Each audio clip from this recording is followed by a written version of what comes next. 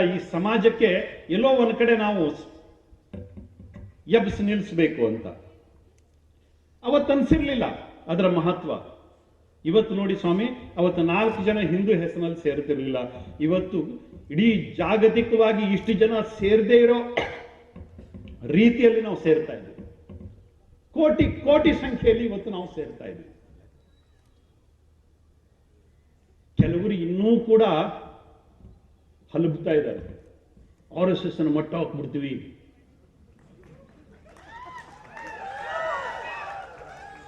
RSS ಅನ್ನು ಮುಗಿಸ್ಬಿಡ್ತೀವಿ, ಶಾಖೆ ಮಾಡ್ಲಿಕ್ಕೆ ಕೊಡೋದಿಲ್ಲ, ರೂಟ್ ಮಾರ್ಚ್ ಮಾಡ್ಲಿಕ್ಕೆ ಕೊಡೋದಿಲ್ಲ, ಸಮ್ಮೇಳನ ಮಾಡ್ಲಿಕ್ಕೆ ಕೊಡೋದಿಲ್ಲ. ಪಾಪ ಮಿಣುಕು ಹುಳ ಇರುತ್ತಲ್ವಾ, ಅದು ಹೇಳತ್ತಂತೆ ತನ್ನಿಂದನೇ ಬೆಳಗಾಗುತ್ತೆ, ತನ್ನಿಂದನೇ ಬೆಳಗಾಗುತ್ತೆ, ತನ್ನಿಂದನೇ ಬೆಳಗಾಗುತ್ತೆ ಅಂತ. ಮನೆಯಲ್ಲಿರೋ ಕೋಳಿ ಹೇಳುತ್ತಂತೆ ತಾನು ಕೂಗಿದ್ರೆ ಮಾತ್ರ ಜಗತ್ತಲ್ಲಿ ಬೆಳಕಾಗತ್ತೆ, ಇಲ್ಲದ್ರೆ ಬೆಳಕೆ ಆಗುದಿಲ್ಲ ಅಂತ.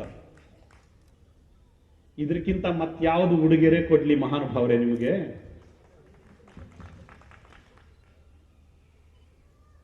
ದಮ್ ಇದೆಯಾ ಇವತ್ತು RSS ಅನ್ನ ನಿಲ್ಲಿಸೋ ದಮ್ಮು?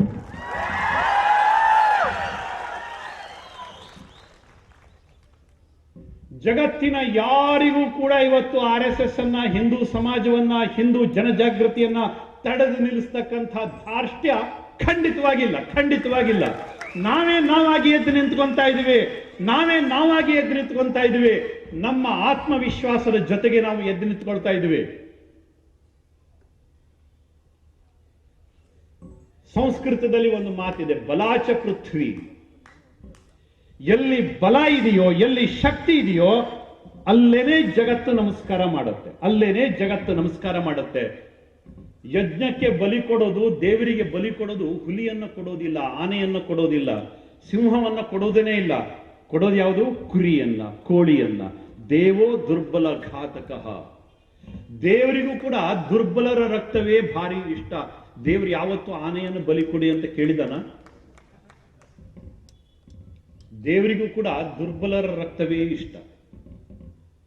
ನಾವು ದುರ್ಬಲರಾಗಿದ್ರೆ ಎಲ್ಲರಿಗೂ ನಮ್ಮ ಬಲಿ ಬೇಕು. ನಾವು ಪ್ರಬಲರಾಗಿದ್ರೆ, ನಾವು ಶಕ್ತಿಶಾಲಿಗಳಾಗಿದ್ರೆ, ನಾವು ಎದ್ದು ನಿಂತ್ಕೊಂಡು ಗರ್ಜನೆ ಮಾಡಿದ್ರೆ ಎಲ್ಲರೂ ಕೂಡ ನಮ್ಮ ಕಾಲ್ಬುಡದಲ್ಲಿ ಬಂದು ನಿಂತ್ಕೊಂತಾರೆ. ಸ್ವಾಮಿ, ಹಿಂದೂ ಸಮಾಜ ಇವತ್ತು ತಲೆ ಎತ್ತಿ ನಿಂತ್ಕೊಳ್ತಾ ಇದೆ. ಯಾರು ಏನೇ ಹೇಳಿ ಇದನ್ನು ನಿಲ್ಲಿಸಲಿಕ್ಕೆ ಇನ್ನು ಸಾಧ್ಯನೇ ಇಲ್ಲ. ಜಗತ್ತಿನಲ್ಲಿ ಆ ಓಘ ಪ್ರಾರಂಭ ಆಗಿದೆ. ತಾನೇ ತಾನಾಗಿ ಇವತ್ತು ಹಿಂದೂ ಸಮಾಜಕ್ಕೆ ಆ ಒಂದು ಆತ್ಮವಿಶ್ವಾಸ ಬಂದ್ಬಿಟ್ಟಿದೆ. ಆದರೆ ಆ ಒಂದು ಮಹಾನ್ ಸಂಗ್ರಾಮದಲ್ಲಿ ನಮ್ಮ ಒಳಗಿನ ಕೆಲವೊಂದು ಓರೆಕೋರೆಗಳನ್ನು ನಾವು ತಿದ್ದುಕೋಬೇಕು. ಕುತೂಹಲಕಾರಿ ಮಾಹಿತಿಗಾಗಿ ಕೂಜಳ್ಳಿ ಟೈಮ್ಸ್ ಚಾನೆಲ್ಗೆ ಸಬ್ಸ್ಕ್ರೈಬ್ ಆಗಿ, ಪಕ್ಕದಲ್ಲಿರುವ ಬೆಲ್ ಐಕಾನ್ ಅನ್ನು ಪ್ರೆಸ್ ಮಾಡಿ.